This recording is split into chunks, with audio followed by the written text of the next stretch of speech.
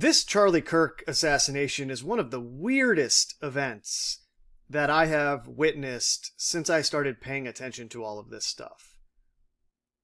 Up on the screen, I just have a summary of what had been publicly confirmed around the time of the assassination.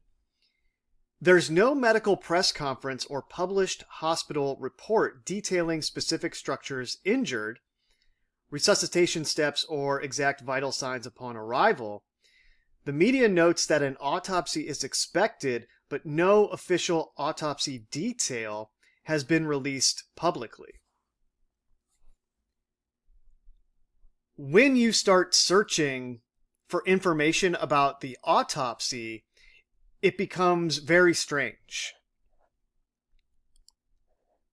First, this is a summary of what is required in Utah, where, according to Google, a full autopsy is not always required for homicides, but the state medical examiner must investigate violent deaths. While a full autopsy is common in homicide cases, the Utah Code allows for flexibility.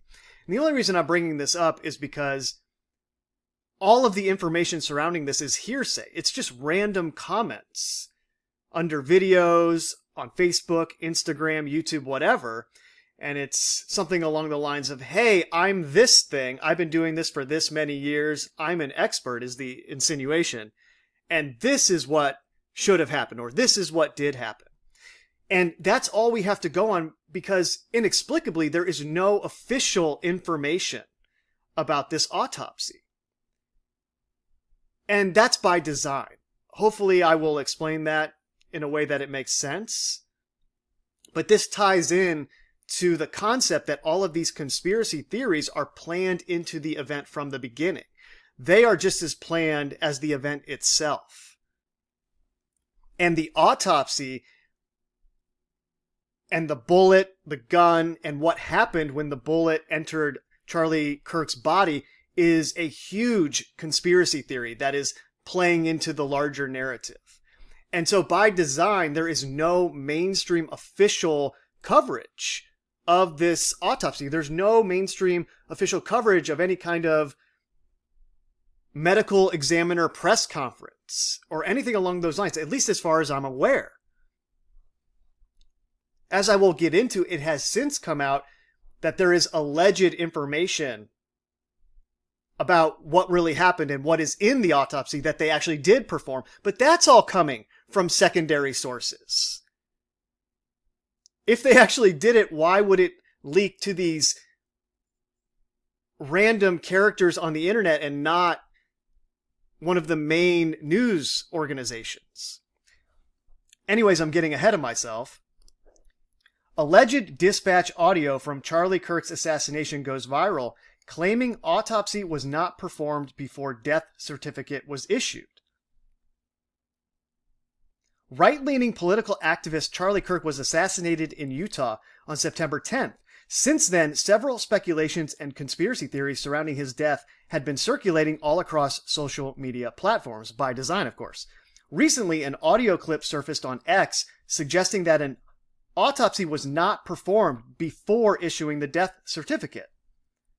In the clip, assumed to be a dispatch clip, a male voice was heard saying, "So I did do the request. They emailed me back. He did not go in for an autopsy. The death certificate was signed by the doctor at the hospital." While the video gained massive traction on social media, it is to note that Primetimer could not verify the authenticity of the video that claimed that Kirk's autopsy was not performed. Meanwhile, several netizens shared their opinions on the situation as well, with many claiming that it was mysterious, quote unquote. One user even cited a response from Grok that mentioned an article by the Hindustan Times that suggested that an autopsy had been performed. However, they too have clarified that they were citing the claims suggested by Grok and that the outlet couldn't verify the authenticity of the same. Grok apparently then responded, yes, an autopsy was performed on Charlie Kirk after his shooting death on September 10th, 2025, as required by Utah law for homicides. The report hasn't been released publicly yet. Well, I just got into the Google citation that it's not actually required for every single homicide. It gives them a little leeway whether or not to do this. And I don't want to get bogged down in those details. It's just so interesting to me that all of the articles that are talking about this are referencing this Grok summary that has no basis in reality. And the report itself is from this video, this recording of someone speaking who allegedly was emailed this information that there was no autopsy. There's no corroboration of anything. And then you do a search about whether or not Charlie Kirk had an autopsy, and almost every result is from Lauren the Mortician.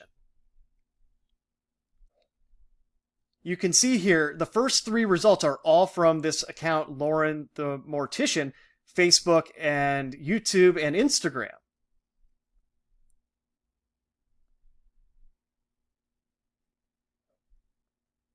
Then again on TikTok. So this Lauren the Mortician is all of a sudden the official source discussing this autopsy information. You can see my search up here. Where did the Charlie Kirk no autopsy story come from? Or video come from? I think I typed in there. And then this is Lauren the Mortician's YouTube channel where she talks about this dispatch audio or alleged dispatch audio. And I will play it real quick for you in case you have not heard it. Back. So I did do the request. They emailed me back. He did not go in for an autopsy. The death certificate was signed by the doctor at the hospital. Oh, okay. Can you just do a field clip documenting that? I'm sorry, can I? Can you just add a step to the case documenting that there was no autopsy? Where office... Now, interestingly, if you listen to what she says about this audio recording based on her alleged experience as a mortician, which she no longer is. I have since learned she's a stay-at-home mom now, and I don't know if that necessarily means she's not credible or if this is a character that was given the task of being involved in this. That's always murky territory. We'll leave it up in the air for now, but she states in her videos that a source who wanted to remain anonymous from one of the official Utah offices contacted her and said, yes, there was actually an autopsy done. And her speculation is that that audio that I just played is AI. It's completely fake. Now, I don't know if that's the case. That could be a real recording. Again, there's no information on this. You can't find any information on this, and it's very fascinating to me. But if you place it in the context of conspiracy theories being planned in advance, it makes a lot of sense that this audio clip, whether recorded by a real person or some AI program, doesn't really matter. This audio clip is intentionally released into the wild right after the assassination when everybody is trying to collect information about it and there's a lot of confusion. And then the usual suspects who are plugged into these networks, these disinformation conspiracy theorist networks that are pretending to be giving you the truth, right? They make it go viral. Everybody's talking about it. Oh my gosh, look, this is some kind of fake event or some kind of psyop because they didn't even do an autopsy. They didn't even follow the guidelines they're supposed to. It's a cover-up. And of course, all of that is going on, right? There is a massive cover-up taking place. But you got to understand that part of that cover-up is the fake conspiracy theories that confuses everyone. And these are planned in advance. They don't just pop up. If she is right about this, or if she was supposed to leak that information, whatever the case, and this audio was completely fake, and they put it out there, well, that makes a lot of sense, because that's how they do these things. Eventually, it can be debunked, and then the whole idea of there being something else going on other than what the mainstream press is reporting seems ludicrous. And that's a formula as old as time itself, right? They've been doing that for all of these events that are similar to the Charlie Kirk assassination. You can go to TikTok gossip about Lauren the Mortician, And somebody actually does a summary of her whole deal. You can get an idea of the character if you want. But she's been involved in drama with other creators, and I was only concerned with, is she actually a mortician, you know? Is she pretending to be something she's not? And apparently she actually was a mortician for a year after she was licensed, and it involves a family business, and then she became a stay-at-home mom. So you can check that out if you want to on your own time. But all of this is tying in to this narrative that, again, came directly from Andrew Colvett, who was Charlie Kirk's really good friend and an executive producer on everything that they produced together. Surgeon calls Charlie Kirk Man of Steel, reveals miracle factor that likely prevented more from being hurt. And the first thing that everybody points to in terms of the symbolic propaganda is the fact that Tyler Robinson was photographed with a Man of Steel movie poster in the background. But I don't want to focus on things like that in this video. What I want to focus on is that this information is being leaked by people that are within Charlie Kirk's organization, but again, there's no official sources for any of this. Yet, at the same time, this is the information that everybody's running with to prove their particular theory. This is just like 9/11, okay? If you understand 9/11, you understand every other event. That's why I always go back to it. Think about how many different fake conspiracy theories were intentionally promoted about what happened on September 11th. And they almost all involved how the towers were actually destroyed, right? Not a lot of them focus on other aspects of how it was coordinated. It's all focused on how did those towers come down. You say the phrase controlled demolition, and then they have all of the fake conspiracy theories ready to go, right? Just off the top of my head, it was a directed energy weapon. That's how they came down. It was a sound weapon. They used advanced sound technology, vibrational technology, to bring the towers down. It was a nuclear bomb in the basement. That's where the thermite residue comes from. It was wired with explosives of some sort that brought it down. Building 7 is hit by the debris, and it weakens that structure to the point where it looks like it's coming down in a controlled demolition like every other one we've ever seen on video. But no, it actually happened in this other way. But my point is, on and on it goes. They get you bogged down in all these different theories, and then they have like architects and engineers and pilots for 9/11 Truth, and they have that whole infrastructure in place to give you this paper trail to follow to waste your time, essentially, right? Go through all of these different theories. Then they put on other ones on top of it, right? Where they say, oh, actually, there were no planes. Don't you know? None of that was real. It's all holograms and illusion. That was all AI footage way back then that you saw on your television. The people in New York, the millions of them, they were all confused. They didn't see any planes. On and on it goes. They have all of these different theories for you to lose yourself in, distracting you from the larger ritual that was taking place. And that's the whole thing that's going on with this Charlie Kirk assassination, and this is the centerpiece of it. The quote-unquote miracle that likely prevented more people from being hurt, which is this idea that Charlie Kirk's bones were so strong that the bullet didn't exit his body. And this is coming directly from Andrew Colvett, and it's hearsay again. I just spoke with the surgeon who worked on Charlie in the hospital. He said the bullet absolutely should have gone through, which is very, very normal for a high-powered, high-velocity round. I've seen wounds from this caliber many times, and they always just go through everything. This would have taken a moose or two down, an elk, etc. Charlie Kirk was a big dude. He was 6'5", 220 or something like that. But still, this narrative is the centerpiece of the whole thing for why the official story doesn't make sense. And this is just like those towers being destroyed on that day. People are going to center so many different theories around this one detail that's not coming from any kind of official source. It's not coming from any kind of official autopsy. It's coming from Charlie Kirk's best friend, who was also involved in Turning Point USA, and it's hearsay that he allegedly heard from the doctor who worked on Charlie Kirk when they brought him in. I mean, Andrew Colvett could just be making this up. You see? This might not even be true. So the whole centerpiece of the conspiracy narrative might not even be a real thing. And that really underscores my point here, okay? All of this conspiracy theory stuff is planned into the event. And by the way, it was also Andrew Colvett who confirmed that those text messages about Israel were real. That Candace Owens was given the task of releasing to the public as a part of this whole thing. So this guy's at the center of this whole thing. And he is directly involved with Charlie Kirk, his wife, and the whole thing that was handling this situation. But it didn't go through. Charlie's body stopped it.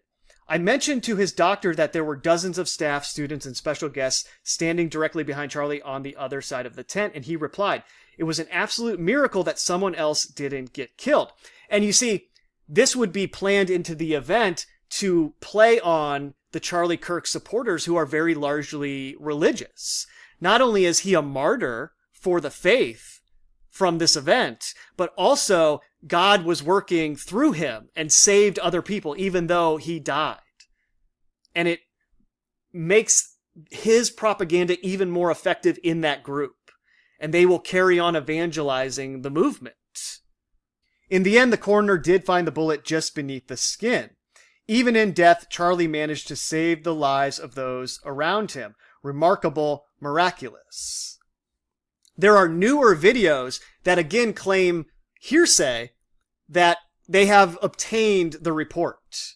And it says that the bullet struck this specific part of the spine, and it traveled down and got lodged in this specific part of the neck. And then all the usual suspects are using that to say how it's not possible for that to have happened based on everything else we know about the alleged shooter and where he shot from and where the bullet was coming from and all of that. I mean, that is trying to analyze how those towers came down, looking at all of the evidence and then saying, well, actually, it was a guy with a palm gun in the crowd. Oh, no, actually, it was this other guy who was making weird hand signs, and he was the one who did it. Oh, it was actually this other shooter up here. It wasn't coming from the roof over there. So it's like JFK all over again, right? It was the limo driver. He turned around and shot him. They get you focused on these details that have very little basis in the official narrative so that it can be discredited. That's the whole point. But it all surrounds this one detail that apparently doesn't make any sense. I don't know anything about guns. I don't know anything about ammunition. I don't know anything about 30-06s. There's all this information swirling about how, well, that bullet would explode somebody's head and it would go right through. And I did do a little bit of research into that talking point because Martin Luther King Jr. was also assassinated with a single 30-06 caliber bullet. The bullet fired from a Remington Model 760 rifle struck King in the face and lodged in his shoulder. So we actually have a real-life example of a 30-06 going through Martin Luther King's face, breaking his jaw, and then lodging in his shoulder. So it didn't explode his head. It didn't, well, I shouldn't say that. Maybe it did. I've never seen pictures of that. But still, the point is it didn't result in the destruction that all these debunking videos are showing what allegedly would have happened, right? Where they shoot the mock-up face. This is what would have happened to his head. And it's like, well, that's so simplistic. And there's no way you actually know what would have happened in this particular event based on this experiment. You can use probabilities and say, well, mathematically, we should expect, 80% of the time this to happen. But you can't say for sure based on an experiment that doesn't have any basis in the conditions that existed on that particular day. And then the next search is the alleged gun that fired the bullet that killed Charlie Kirk is a Mauser 98. And neither the Mauser 98 or the Remington 760 is inherently more powerful.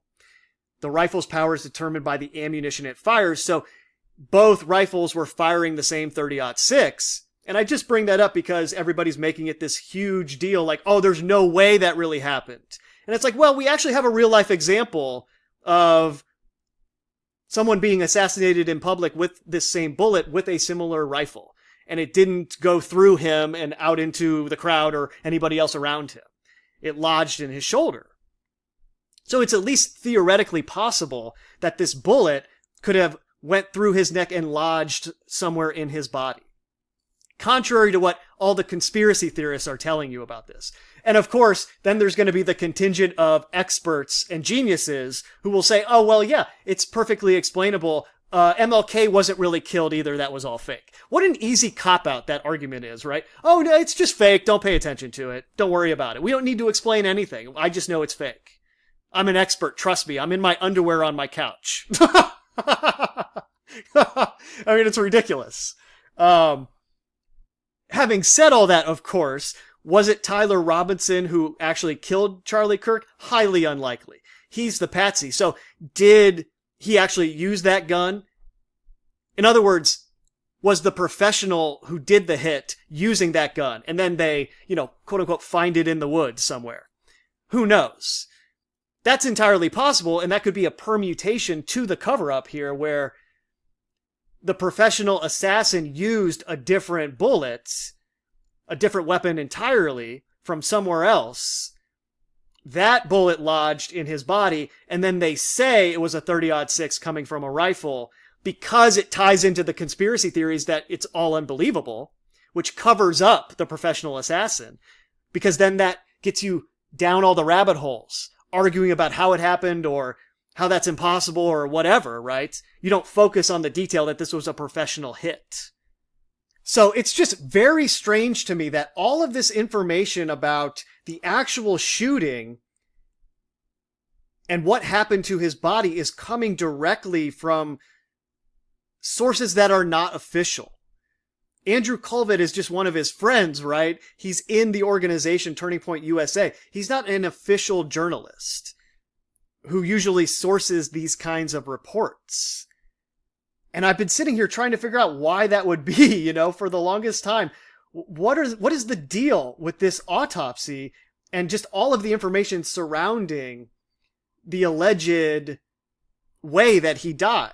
And it finally dawned on me, oh, I see. This is exactly like 9/11. They're creating this matrix of information that is unresolvable. And depending on the context you're coming at this information from, this miraculous bone that stopped the bullet, this miraculous event that a conspiracy theorist will just throw their hands up in the air immediately and say, oh my gosh, well, now I know what this was. Look at what they're trying to tell me happened here. A miracle? I don't think so. It's the centerpiece, just like the Twin Towers falling is the centerpiece in terms of how do we explain why this happened? How do we explain this bullet that's a 30-06 going into his neck and not coming out and not blowing up his head? And that's where all the conspiracy theories branch off from. So I think by design, that detail has not been confirmed in any official way. And it's just all of these other characters that are leaking this information via hearsay. There's no official documentation of it. Maybe eventually they'll clarify it in some way. But for right now, this is feeding all of the conspiracy theories. And just like the Zinn character, throwing his hands up in the air saying, shoot me, I did it, or whatever he said. I can't remember. But just like that distraction in the aftermath, that's what this is. It's a big distraction, throwing your hands up in the air. Getting people focused on possible theories for how those towers were destroyed. That misses the whole bigger picture of the grand ritual it was a part of, a ritual sacrifice. It misses the huge symbolic ritual that was going on here in terms of Turning Point USA and the controlled demolition of the country itself, right? And it's interesting as I think about that, in many ways, I'm kind of feeding into that in terms of focusing on the wrong details as the country itself is demolished.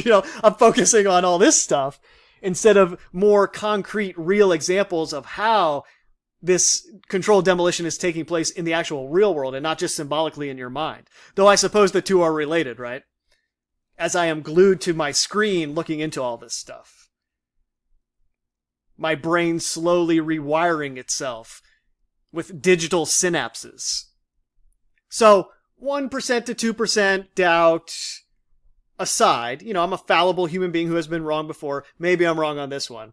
I think this is the centerpiece of the whole thing, and it's covering up the professional hit that we all witnessed take place in broad daylight. Especially in the context of the disinformation that immediately says, well, everything is fake and so is this. It's a hoax. That's why it doesn't make any sense. And that, again, you see, is disinformation that allows the professional hit to escape without any more scrutiny. Because a significant portion of conspiracy theorists are repeating that idea and making people believe that idea, that everything's fake, nobody ever dies. And that is an alibi for the people that are doing these ritual sacrifices. Which is why I am so vocally against it now. You can get as mad as you want. Leave as many angry comments on my page as you want. Look around you. Look at our food system. Look at the medical system. Look at the way life is not valued in any way by that which is in control of this reality orchestrating all of this currently. Yet you have it all figured out. You know that this is all fake. You know these people aren't being sacrificed, spilling their blood for ritual magic purposes. You know that? Really? How many people are dying today in a war somewhere on the planet for the same reason? How many friends, relatives, acquaintances are in a hospital bed dying right now because of environmental pollutants that got into their body or poison food that they ate for 20, 30, 40 years, whatever it was? There is direct evidence in the real world of a 30-06 going through MLK's face and lodging into his shoulder. Meaning it is possible that this happened to Charlie Kirk. I can't tell you if it did because there's no information about anything out there in an official way, right? We have no official autopsy or documentation. And my whole point of doing this video is that's by design. This was designed to be held back so that these characters online and just random AI bots and other random people could leave comments and confuse people so that it would feed into these conspiracy theories about how he was actually shot, or was he shot at all, or what's really going on here. It feeds the conspiracy theories. And the real perpetrators get away. That's the point. And actually, now that I'm thinking about it, in terms of the symbolic nature of Turning Point USA, in the context of 9/11, this was kind of the turning point in the sense that this was an online ritual. In the same way that 9/11 was a television ritual. Everybody witnessed that on television screens, and then everyone witnessed this on whatever screen they had in their hand or in front of their face at the time, right? There's so many different variations of that screen now. But in unison, on the same day, at the same time, everybody is taking in the sight of this individual being shot in the same way that everyone took in those towers being destroyed on September 11, 2001.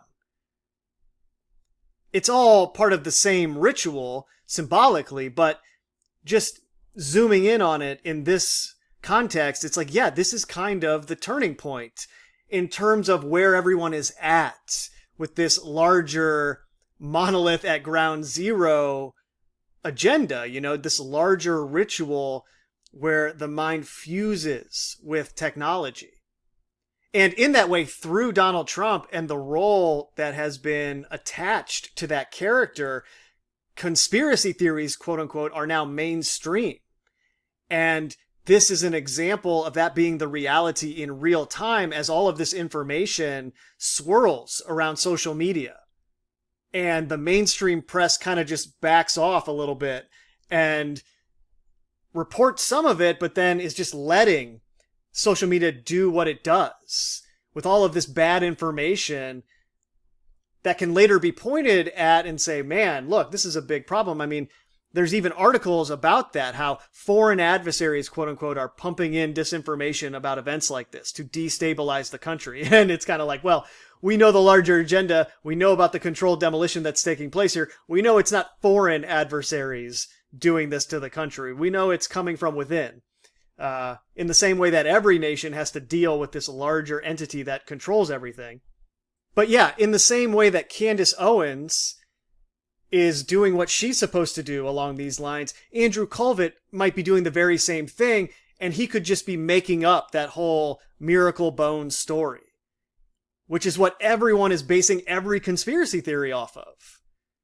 It could be as simple as the guy was shot, the bullet got stuck, it didn't come out of his body for whatever reason, and then this whole thing was crafted around it to further embolden the MAGA base and then play off of that as it relates to whatever is coming in the future. Meaning the professional who was charged with doing the assassination very intentionally shot him in a way where the bullet would most likely not escape, so that it would tie into all of this. You can come up with whatever fantasy or imaginal scenario you want in your mind to explain it in a different way, but that's the simplest thing that most likely went down here. It was a ritual blood sacrifice that they forced everyone to watch. Now, of course, legalistically speaking, did they actually force you to watch it? No, but the reality is, if you're on the internet in any way, you're going to come across that video when it happens, and you're involved in the ritual at that point. You are giving your consent to the turning point, in other words. So anyways, that's all I got for now. Leave it there. Later.